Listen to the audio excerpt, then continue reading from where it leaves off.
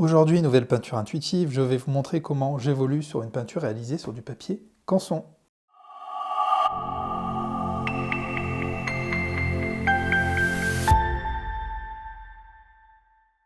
Bonjour les artistes, j'espère que vous allez bien, je suis très content de vous retrouver pour cette nouvelle vidéo de peinture intuitive.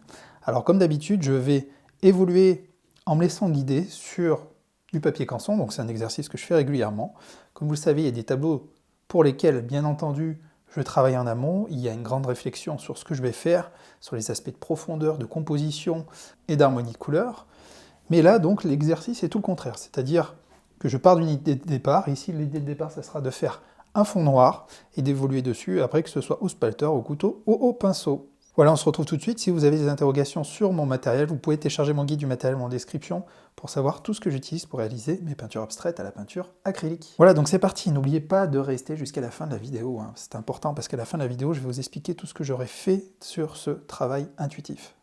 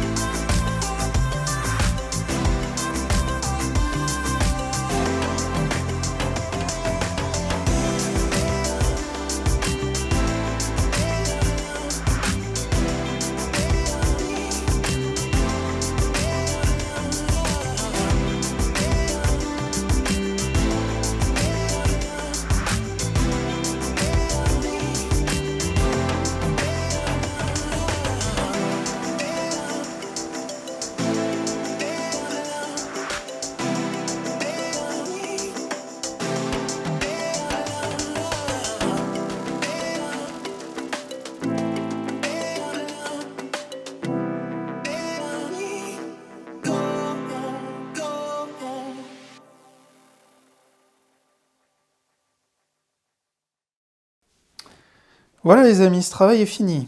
Alors, que vous dire? Je suis pas du tout satisfait de ce que j'ai fait. Ça fonctionne pas du tout. J'imaginais pas les choses comme ça. J'ai déjà fait les tableaux sur fond noir.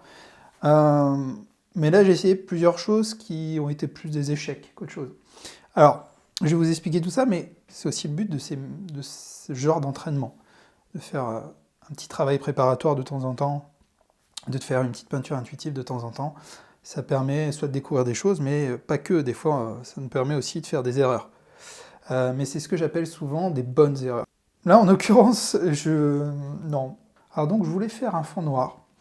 Et par-dessus ce fond noir, je voulais tout simplement essayer de créer du contraste avec différentes couleurs, faire différentes choses. Déjà, sur les couleurs en elles-mêmes, j'ai volontairement utilisé un jaune, du rouge, des couleurs, enfin, avec surtout une première teinte jaune qui allait forcément beaucoup contraster avec le fond. Ça, ok, ça fonctionne, parce qu'on sait très bien que si on utilise des couleurs qui ne sont pas assez contrastées par rapport à notre couleur de fond, ça ne va pas fonctionner.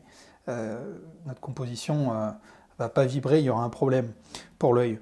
Donc là, pour ça, il n'y avait pas de souci. Donc après, j'ai mis un peu de rouge, ça fonctionne aussi, mais les formes en elles-mêmes n'étaient pas top, pas géniales.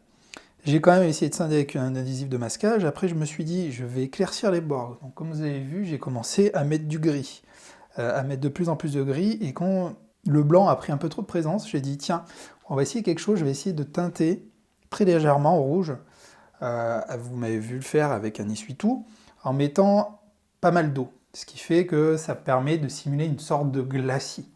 Glacis qui fait que normalement, uniquement mon blanc aurait permis de ressortir un peu les différentes nuances de rouge que j'aurais mis. Mais ça a fait une sorte du coup de couleur qui n'est pas très agréable visuellement, et ça fait un peu bouillasse, ce que je déteste. Et du coup, ça n'a pas fonctionné aussi. Après, je me suis dit, je vais faire des lignes un peu fuyantes, essayer de donner un peu de contraste une fois de plus, un peu de dynamique, un peu de mouvement, et boum, échec, ça n'a pas fonctionné, j'en ai trop mis, elles sont mal mises. Là, dessous, j'ai mis quelques traits aussi au couteau. En fait, tout, gros échec sur ce tableau, gros échec. Là, ça me fait mal de vous mettre en ligne cette vidéo, vraiment, mais j'allais pas le faire, je voulais recommencer, et puis je me suis dit, c'est important de montrer aussi les échecs, on peut pas toujours être satisfait de ce que l'on fait, et c'est bien normal. Donc c'est aussi des choses que je dois vous montrer en vidéo, je trouve que c'est un exercice important, et donc voilà, je prends mon courage à deux mains et je vous montre cet échec aujourd'hui. Donc ne m'en voulez pas. Voilà, en tout cas, je vous remercie d'avoir regardé cette vidéo. N'hésitez pas vous aussi à vous entraîner. Moi ici, en l'occurrence, je me suis entraîné sur du Mix Media Imagine de Canson. Hein. C'est un support cartonné qui est assez intéressant, qui est fait pour le mix média, donc multi-technique. Vous pouvez l'utiliser pour l'acrylique, mais vous pouvez l'utiliser pour plein d'autres choses. Voilà, bah écoutez, je vous remercie d'avoir regardé cette vidéo. Je vais me séparer clairement. Enfin non, en tout cas, je garde toujours ce que je fais pour ne plus refaire les mêmes erreurs, en tirer des leçons et puis bien sûr avancer. Voilà, je vous remercie d'avoir regardé cette vidéo. N'hésitez pas à vous abonner si ce n'est pas encore le cas pour recevoir les différentes prochaines vidéos. Et moi, je vous dis à très bientôt pour une autre vidéo.